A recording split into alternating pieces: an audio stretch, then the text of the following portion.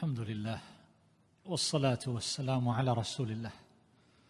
أما بعد، فسلام الله عليكم ورحمته وبركاته، وأهنئكم أيها الأحبة ببلوغ هذا الشهر الكريم، فهذه نعمة تستوجب شكر الله تبارك وتعالى، وإن من شكره أن نري الله تبارك وتعالى من أنفسنا خيرا في هذا الشهر، شهر القرآن وشهر الصيام، فلقد بلغناه الله تبارك وتعالى وقد اخترمت المنايا آخرين، فله الحمد وله الشكر وله النعمة وله الفضل.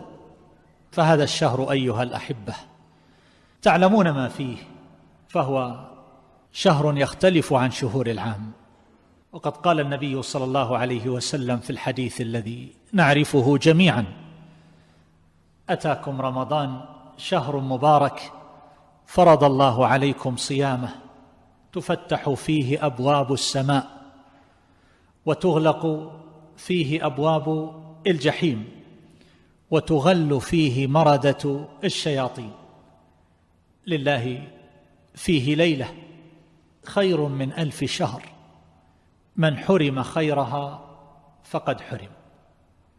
تغل المردة من الشياطين وتغلق أبواب الجحيم وتفتح أبواب السماء، فهذا مؤذن بكثرة نزول الألطاف الربانية والرحمة، فينبغي على العبد أن يستغل ذلك وأن ينطلق من آثار وأغلال الكسل وما يقعده عن طاعة الله تبارك وتعالى وما يجذبه إلى معصيته ومخالفة أمره وارتكاب حدوده، فيعمل مجدا مجتهدا فيما يقرب إلى وجهه الكريم.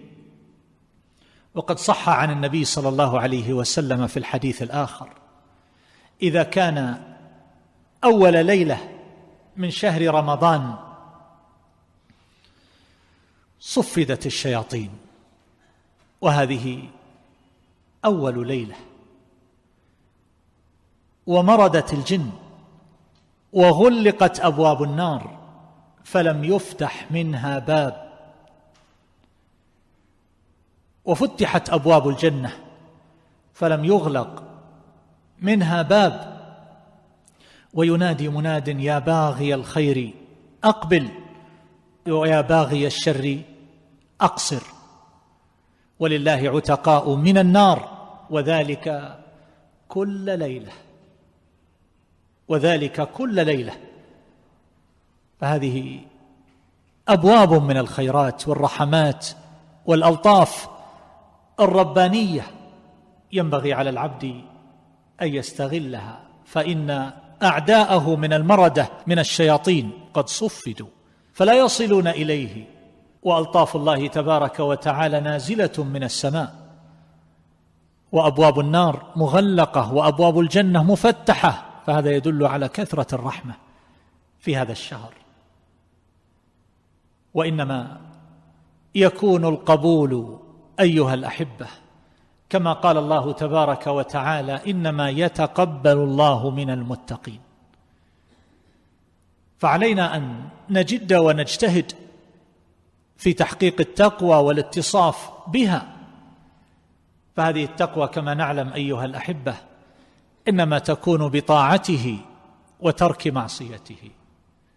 فهذا الذي يكون في شهر رمضان يواصل نوما في نهاره فيضيع الصلوات المكتوبات لا يكون متقيا، وذاك الذي يفطر على معصية الله تبارك وتعالى وعلى المشاهد الحرام والمسامع الحرام والمجالس التي يكون فيها المنكر والزور وقول الزور، هذا لا يكون متقيا.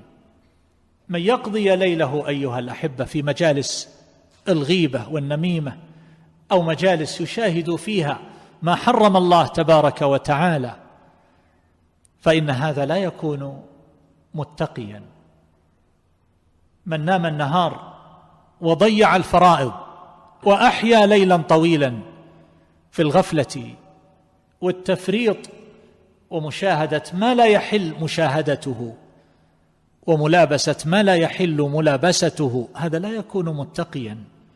فمثل هذا ينبغي أن يقف عنده العبد: إنما يتقبل الله من المتقين. فوصيتي لكم أيها الأحبة، وهي وصيتي لنفسي قبل ذلك، أن ندخل هذا الشهر الذي دخل علينا بنفوس وقلوب وأرواح تقية، من أجل أن يكون ذلك محلا وموضعا للألطاف الربانية ونزول الرحمة والعتق من النار. أن نتحلى بالتقوى من أول ليلة في هذا الشهر، وأن نعزم على ذلك، وأن نجاهد هذه النفوس، والمجاهدات فيه أسهل من سائر شهور العام لما مضى من تصفيد الشياطين وتفتيح أبواب الجنة والسماء والرحمة، وإغلاق أبواب النار، مع الصيام الذي يحصل به جوع البطن وشبع الجوارح عن معصية الله جل جلاله وتقدست أسماؤه. وما ينضاف إلى ذلك من هذه الصلوات التي هي صلة بين العبد وربه، وما ينضاف إلى ذلك من سماع القرآن الذي يحصل به جلاء القلب والنفس والروح، ويحصل به ترقيق القلوب فتخشع لمالكها وباريها جل جلاله وتقدست أسماؤه.